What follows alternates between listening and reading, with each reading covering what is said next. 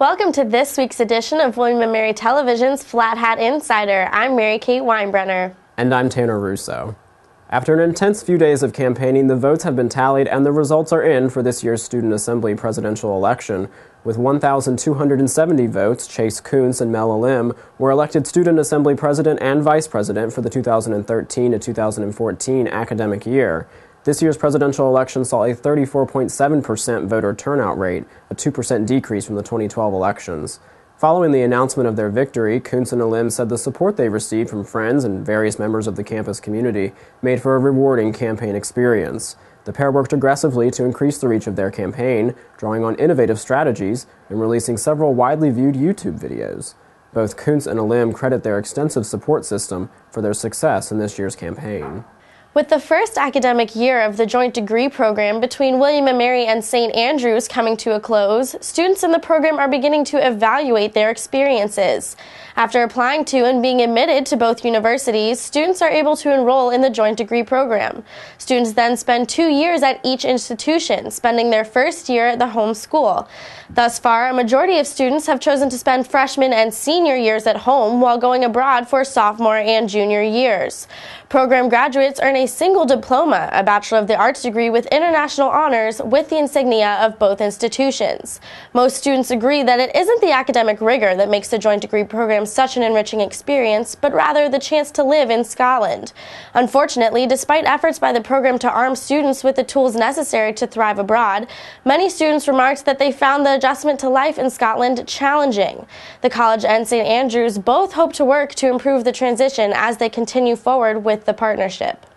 William & Mary Law School student Stephanie Swift recently launched a Williamsburg franchise called OrderUp, an online service that allows users to order food for takeout or delivery. The site currently lists 13 restaurants that deliver and 17 that offer takeout.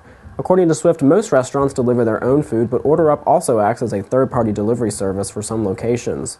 OrderUp currently has only 2 employees, including William & Mary's Lisa Kindred, class of 2013, who serves as a marketing intern for the budding franchise. We bring you some breaking news. In an email to the student body this morning, President Taylor Reevely announced that the college has purchased the Hospitality House and plans to use the structure for student housing next year.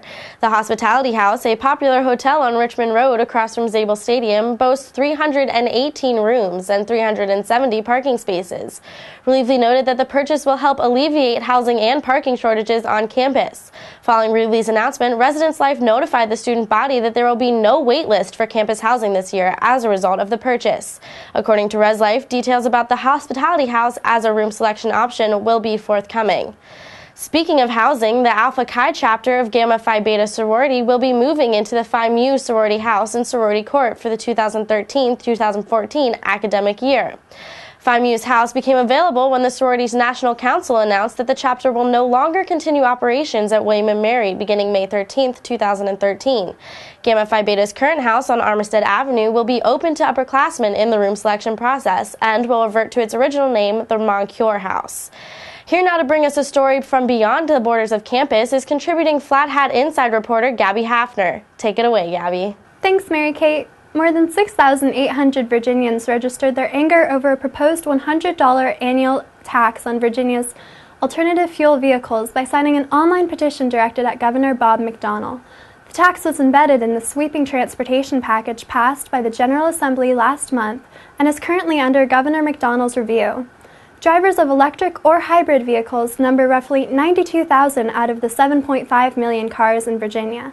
Many of these drivers feel that the fee disproportionately harms hybrid users and effectively penalizes them for purchasing vehicles that leave a smaller carbon footprint. That's all the time we have for this week's episode of Flat Hat Insider. Be sure to like us on Facebook and follow us on Twitter for all the latest news. We'll see you back here next week.